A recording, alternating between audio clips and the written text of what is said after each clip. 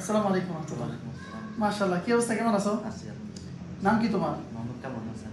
আজকে কি তোমার কি আজকে জালসা ছিল? জি, আমার জালসা ছিল। আপিল বিভাগে না? জি, আপিল। তো মামলা কি রায় দিল? মামলা রায় দিছে, আলহামদুলিল্লাহ সবকিছু শেষ।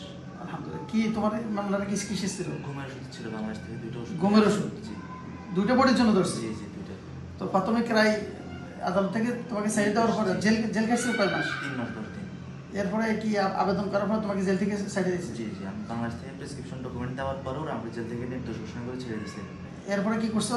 এরপরে ওরা বলছিল আবার 1 মাসের ভিতরে যদি ওরা আপিল করে, হ্যাঁ, তাহলে এটা নিয়ে আবার বসা হবে। তো পরে আপিল করা হয়েছে। আমার জলসা দিছিল এর আগে। তো জলসা দেওয়ার পরে বলছিল যে কি চাইছিল ওই জলসাতে? ওই যে ফুড অ্যান্ড ড্রাগস অথরিটি থেকে একটা ক্লিয়ারেন্স ক্লিয়ারেন্স পেপার চাইছে? সেটা আমি মিজানের মাধ্যমে নিছি। নেওয়ার পরে আলহামদুলিল্লাহ আজকে এটা শো করছি। শো করার পরে আমাকে মানে সবকিছু একেবারে শেষ করা হয়েছে। আলহামদুলিল্লাহ। আমাদের এই ভাই ওষুধের মামলায় মাত্র 2টা বডি ছিল ঘুমের।